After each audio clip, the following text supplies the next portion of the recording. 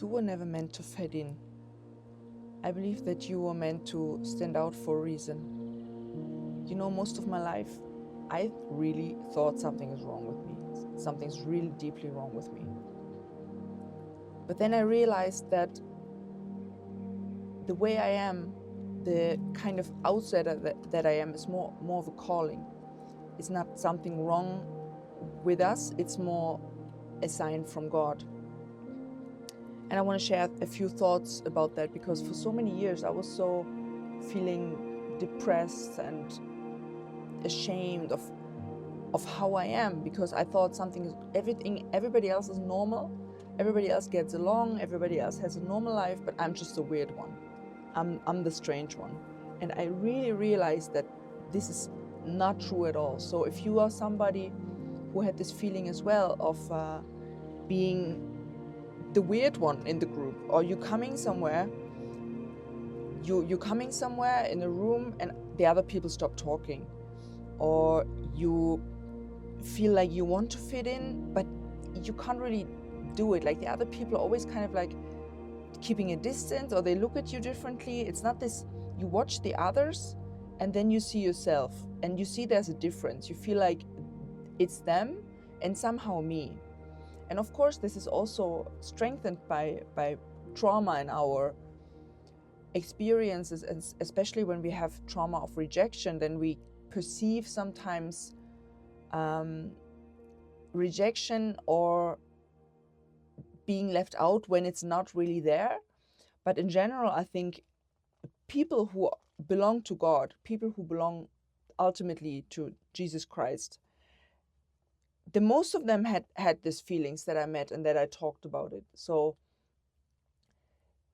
with this video, I want to encourage you, if you had these feelings of being the outlaw, don't see it as a curse. It's more, it can be it's like really a blessing. You know, being alone is such a superpower. If you maybe have a breakup, then don't go into the next relationship. Just really be alone. I know in the beginning it can be so hard. You're thinking like you missing out on something. Maybe you have fear of missing out and you want to go out and fill this kind of void that you feel. But I highly encourage you, stay alone. Also when a friendship is ending, you know, for me, it was really intense, 2019, that then my best friend just like kind of quit the friendship because we had somehow difficulties, and our friendship was long, like 16 years, and he was my only best friend. And he was the only one that many things I just shared with him. And then when this friendship ended, it was like this huge void that came up, and for many months I was so kind of like standing next to me and didn't really know what just happened. You know, this was also the time when I decided to take ayahuasca for the first time, 2019. But sometimes these life events can be so tough and so insane. You lose a relationship, you lose a friendship, you lose something, a job, and you're standing there and you're feeling like the ground beneath your feet is like falling away. And these are the really important moments to not run away from it, to stay there, to see, okay, what is going on? What is, back then I thought the universe telling me, or I mean, after 2019, I had my spiritual awakening. I didn't even know about the universe yet. I was so in this world. I was so far away from God that I didn't even have a clue about this could mean something. I was just shocked. I was basically in shock. So being alone, and then when you learn to be alone, the deep insights and the deep connection you get to your creator, you cannot when you stay in the world. And I know this feeling of, but I want to fit in, you know, all my life. Like it started when I was a child. Everywhere where I came, I wanted to kind of make friends and like, hello, and let's play. And you know, when you are a very authentic person, you're very like bubbly and all that, but you're also kind of different. You have deeper thoughts, you have deeper questions. you're not like, I don't want to, you're not as simple, you're not such as a simple person like other people are. You feel that when you meet people who are have the same depth as that you have. So when I was a child, and I was rejected so many times in horse farms where I wanted to learn riding horses, and they didn't even talk to me, these girls there. It was really weird. I mean, in kindergarten, yes, I always had like single people that I kind of bonded with and had friendships with. But in general, I think people just didn't get me. And I was just, for me, that was not meaningful or deep enough or something, because I always was also very introspective, and I had deep, deep thoughts and deep, deep feelings. And I mean, in this world, it's not really the space to be like that. And so I had many, many rejections in kindergarten and later in school as well. And because we grow in that so much, we really try to fit it, because especially when we have trauma at home that is about abandonment, rejection, narcissistic abuse, this diminishes your self-worth, even more you want to fit in. You just crave this belonging to some other people. I mean, it's primal. It's a primal instinct to want to be connected to a group, because it's subconsciously it kind of triggers this fear of death. When we're not connected, we want to be connected. So, and I always had these issues, and I always thought something is wrong with me. I didn't say it, I didn't share that with somebody, but I always had the feeling something is really wrong with me.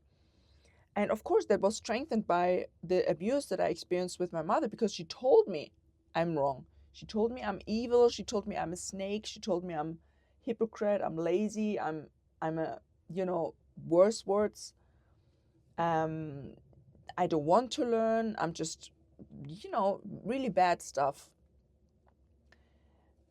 And on a psychological level, of course, you believe that, because the connection and the bonding with your caregiver person is more important than keeping your self-image up. So you kind of sacrifice the self-image that you actually have. I mean, no child comes to this world thinking, oh, I'm so bad. That's not happening. It gets imprinted on us and we learn it. And so it's even more like kind of a proof. And then it gets into the self-fulfilling prophecy. You go somewhere and you think like, these people probably won't like me. It's not like a conscious thought, it's like kind of more inside that you think, maybe they don't like me. And this hinders you also from doing stuff, because you have this fear of rejection and everything. So this gets strengthened over time, that something's wrong with me. Something must be wrong with me, because the other people, they have it nice. They're laughing. They're talking about this stuff. And I'm like, I don't know. I'm feeling weird. And I'm feeling like something must be wrong with me. And every breakup that I had, and I had many breakups, because I was so much, in my 20s especially, I was so much running after relationships, or not even relationships, just any type of connection. And of course, you sacrifice your standards like big time. Your standards are sometimes not even existent anymore. When you have this deep longing for love and connection, what you think you can find there, but of course you don't, then you sacrifice your standards. So you go with people that you would like, they didn't even deserve a conversation with you, or that you even spend time with them. And you throw yourself on them, and you put all this effort of them to like you. But it doesn't work. It doesn't work, because they're toxic people, because yourself still wounded. And wounded people usually rather go with toxic people, because it repeats the pattern that they learned. And it's just how it works. Healthy people are usually not going with toxic people. They're like, no, I'm good. But the narcissist and the empath, they're usually coming together. And or the avoidant attachment style and the how's his name? The avoidant attachment style and the afraid attachment style. fearful attachment style, they come together because it's kind of like, it's like a puzzle that fits together. So you try all your life to fit in, you do all whatever, and then each time when something does not work out, but actually it doesn't work out because everybody's like not healthy and doesn't have healthy ways of communicating. Attaching to other people is more like a trauma bond, more of a like addiction to the other person. Of course, then stuff doesn't work out. And what I did, I always thought I'm the problem. You see, I was always like, you see, I knew it. It's not gonna. And each time it strengthened this belief of something is wrong with me, and it made me even more an outsider because I felt so much that nobody in this world will understand me. There's like no chance, no way that anybody in this whole world would understand me, and when I show my true self, would like me or love me. That's what I deeply, deeply, deeply thought, like complete deepest belief I ever had. But of course, it's not true. It's something we believe. And that's what I want to share with you, is that being an outsider, it shows something that you're special in some way. You're not like everybody. Maybe you have special gifts. Maybe you see, I don't know, you really deeply feel people's emotions. You're very empathetic. And this is not a world for empaths. This is a world for like, superficial grinding stuff. The deep thinkers, so many of them that I knew back in my past from East Germany, they were drug addicts later because they couldn't handle the world because it's too superficial. The superficiality makes you feel so lonely because you're like, there's nobody there. I'm the only one. I could also be flying in open space, and that, it would be the same feeling. Then sitting in a bar at a party or whatever and sitting there and you're like, yeah, it's also funny and so amazing. And you're just like, oh my God, I just need another beer or another wine to kind of like blend in or kind of make some sense out of that. But then you go home and you feel even more empty than before. And usually you know that before you go to the next event, but the hope is always there. Maybe something will change. Maybe I meet somebody that's really cool and everything will make sense. But usually this is the time when we are not yet connected to God, maybe, or not really strongly connected to God. Because since even in this time before, when I just stopped looking for people, I stopped for looking for friends, I stopped looking for guys, like there's no way I'm looking for anything. And interestingly enough, these things come rather to you and you kind of can choose.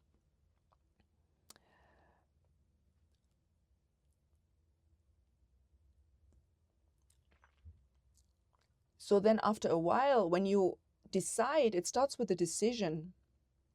After your last relationship or after your last little drama, life crisis, whatever, you're like, okay, I'm stop looking for comfort in other people because they cannot help you. They can give you advice maybe sometimes, but they cannot help you. No human being can give you that what God can give you, and God can just speak in silence and in solitude.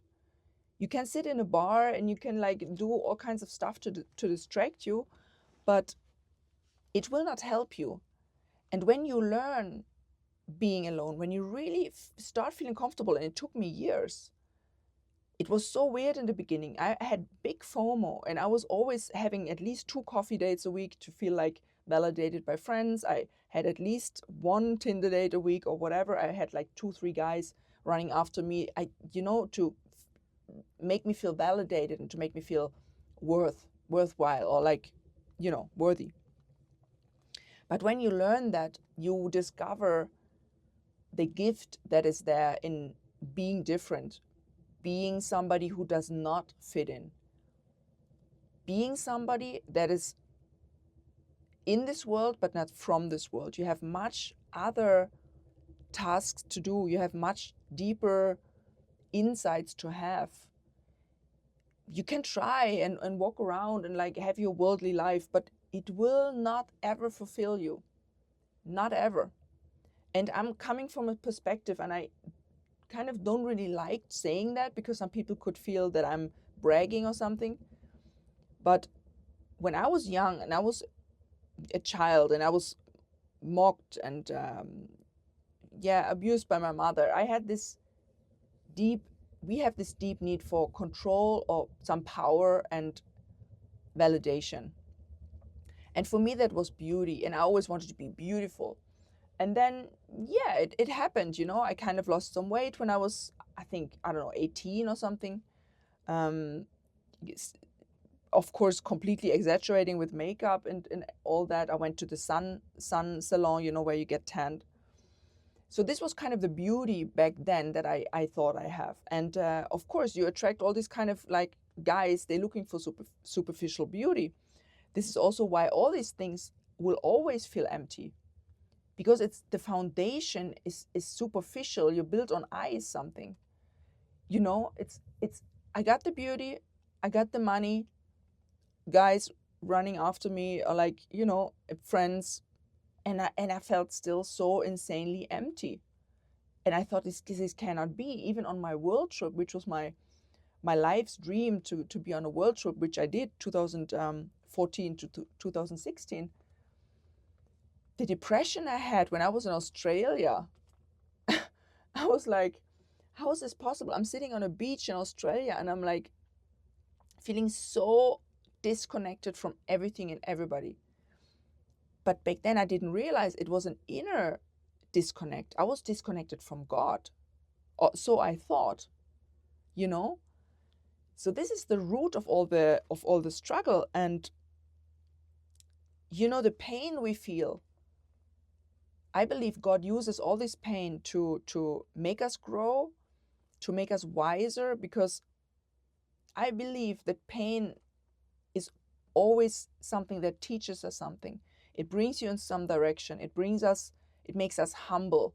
Real pain that we feel in our heart just really makes us humble, because we realize we're at the mercy of something much greater. And even many years I didn't realize what that is, but I'm like, what's happening?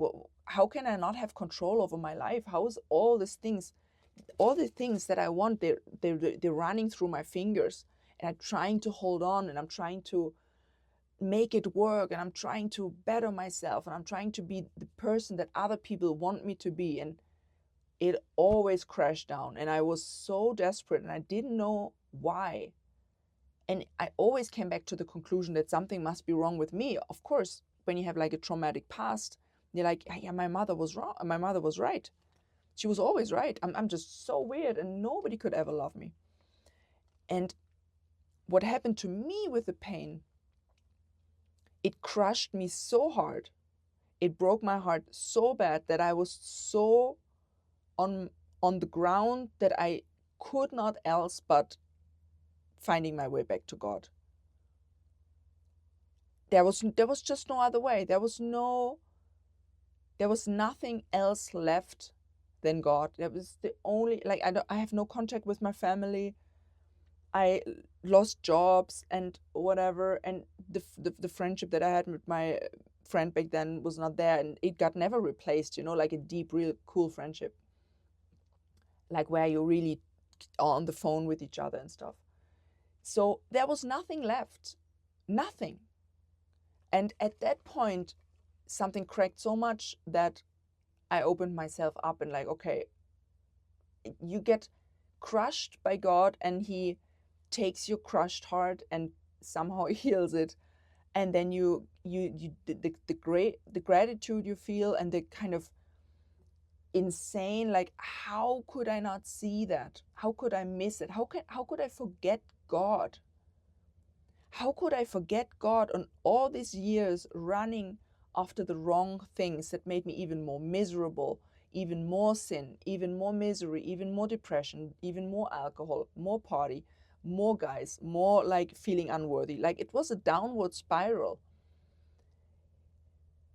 And I think in God's endless wisdom, he does crazy shit to wake us up and to like nuclear bomb in your life, and you think you're dying. You think you kind of, I cannot handle that. I cannot handle that. So either I die or something will happen. And in my life, something happened. I mean, first I was on this path with ayahuasca, and I went to the New Age, but I think in all that work, God is working. God uses all that, and the wisdom you gain along the way, it's all part of the plan. And when you stop listening to other people, you just really do what calls you. I was called by ayahuasca. I was called by LSD. I was called by traveling, by just being alone. I just wanted to read. I just wanted to, that's what called me. I did hypnotherapy. I did all kinds of stuff, breath work. And I came to so many insights and conclusions. And then later you realize, no, that insight was kind of not even so right. There was even more layers to it. But it makes you more wise. So the pain is kind of like a fuel. Like anger can be a fuel. And this is not bad. It's precious. It's precious, guys. It's painful, yes, I know. It hurts like hell, but it makes you wiser. And I believe deeply that God uses especially the broken ones to bring light into this world and to bring glory to himself, basically, because when you were on the brink of, killing yourself, suicidal thoughts, which depression, it's no joke, It's no joke, because you think there's no way out. When you are 30, let's say 35, and you are still depressed, you're like, okay, what could possibly happen that I'm not depressed anymore? I tried everything, and I'm still depressed, and even worse than when I was younger, and so you don't believe it anymore. But these miracles that God does, and this, when you realize the existence of Jesus Christ and what he has done for us to bring us out of this mess. I saw this beautiful picture of there's like kind of a water surface, and the picture is kind of like painted from below the water. So you kind of like stretch your hand towards the surface, and there's like Jesus above the surface and reaching his hand to you, and you're just like almost drowning, and Jesus reaches out his hand, and you're like, how is it even possible? And I rejected Jesus so hard. I was mocking Jesus. I was, the worst kind of antichrist person, deep in sin, but for all my mistakes and sins, blaming God. Like, when I was really drunk and really depressed at home, like in my 20s, in the night, I cried the whole night. And in this desperation, I just realized that a few years ago that I was shouting out to God and blaming him, and like speaking like, how can you do this to me? Why do I deserve this? You hate me so much, and of course you don't love me. Why didn't you even bring me to this damn world? I cannot even believe. I just want to die. And I also forgot about that. And later, just I think 2 years ago, when I was talking to some Christians about it, I was like, yeah, I was always atheist and da da da da. And then I told them that I blamed God, and then they said to me, yeah, but if you blamed God, if you had like this kind of talk with him, then you weren't really an atheist. And I was like, that's a good point. That's a good point. Okay, fair enough. And what I also learned from the story of Job is that he was so deep in his misery, and he was blaming God so hard, and he was whining and crying and like, but he prayed to God. He never really abandoned God. I think I did for a while. I really abandoned God. And the miracle is even greater for me to realize God never abandoned me. Never. I know that now because he tells me. He brings up these memories and shows me I was there. And I could not, you decided to do that. I did not force you to go with all these guys. I did not force you to drink alcohol that much. I didn't force you to waste so much of your lifetime to run after people that don't even nearly understand you or your way of thinking and stuff. I did not force you. You did that. And all these sins you did, I mean, I'm sorry. I had to, you come into hell when you're living sinful. You're coming in an inner hell. Like this is just how it works. You cannot expect to have a perfect life. The inner hell and all the outside stuff, it can look so nice and so perfect. Me with my makeup and some guy, cocktail in my hand, Mexico Beach, amazing club, super music, depressed as like anything. So the outside does not matter at all. And when you realize that all this time you feel like an outsider, maybe you are, but if you are, then that's not a bad thing. Don't see that as a bad thing. It can be really a blessing. It can be really a calling. And when you just be courageous enough and strong enough to stay alone. You don't have to be alone forever. You meet nice people. They come into you, and you feel the good energy with them. And then you're coming to talks about God, and you feel like, okay, this is genuine people. So different from the people that I was running after, like, I don't know, like even 6 years ago. But so much can change when you take heart and you just stay by yourself and get connected to God, because this is the only source that can give you fulfillment and peace, love, connected. I don't feel disconnected at all. I'm basically by myself all the time, unless I'm at work, where I work in hospitality, so I'm with people. But I'm alone, and I don't feel disconnected at all. I feel more connected than ever. And if I could just have people come inside my heart to see how it feels, to make a test, and then see, oh, nice. Oh, that's amazing. They would not drink alcohol anymore. They would not be on Tinder anymore, because this gives you so much more. And I even don't care anymore if I'm an outsider, because now I'm like, I'm just a different kind of person. I'm a child of God. So the things that are meant for me, God will bring to me. There's no way He would not do that.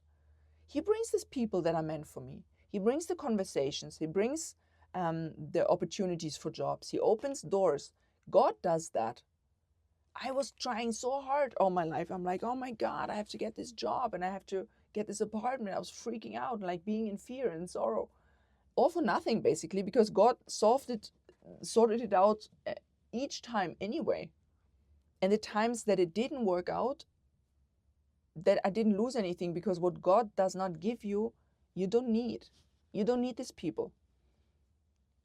What is not coming naturally to you, you don't need. And I don't mean you don't have to like not working for some stuff. Of course, you have to work through stuff. You have to be persistent and like, okay, I feel that, like me in this YouTube channel. I never gave up on it. I had some big breaks, I think like 8 months or something, that I didn't post, but I never gave up on it. I was like, okay, I'm staying there. I'm still doing it. I'm not out, because I felt the calling so strong to share my perspectives and to share my experience that I have from my life. And each of your stories is valuable. And when you stay alone, when you accept that you're an outsider, it's such a, you know what I mean when I say this word. You're not part of this world. Maybe you don't fit in. When you just let it go, you're like, whatever, I'm not doing anything anymore. Then the right things will come to you, and you will feel this enthusiasm when it's the time to, okay, now I want to travel there. I want to do this workshop, or I want to go to the church, or I want to read the Bible, and it will come as a kind of a joyful, calling is a good word. Like, what is calling you? In what direction you think God pulls you? And then do these little steps. And of course, we all don't know what's going to happen. But God will guide us. God always guided us and is guiding us. And it's like, when you accept that you maybe will never fit into this world because you're not of the world, then, you know, this weight that gets lifted off your shoulders, you're like, okay, now I can relax. It's not always easy still, like life is not easy. The fears are coming, the attacks from the enemies are coming. You will feel, you know, all trauma wounds that come up, they never maybe get really healed. When you have been really deeply traumatized in your childhood, that's deep, you know, that's really deep, and it gets much better. But some wounds are like covered and you cared for them, but sometimes it's still, you know, I felt it there. So live with some self-acceptance and don't think that something's wrong with you. I think the opposite is true. I really think the opposite is true, and yeah, wishing you all the best for your own journey, and let me know in the comments what you feel about it. If you have been an outsider, if you have been bullied at school, if you have been rejected, if you, I don't know, what is your outsider pain? Let me know. And what's your biggest learning, or where on your journey are you? You know, I'm very curious. I want to know all these things. So my friends, I think I'm reading my book now. I'm here in this little booth. A little booth. Here, yeah, it's cinema mode, so you don't really see it. But these are the mountains. These are the mountains where I am. And I'm gonna read my book now and yeah, learn something more about New Thought and how dangerous it can be and all these kind of things. Very interesting. So I'm sending you much blessings. Have a good time, and I hope to see you in the next video. Bye bye.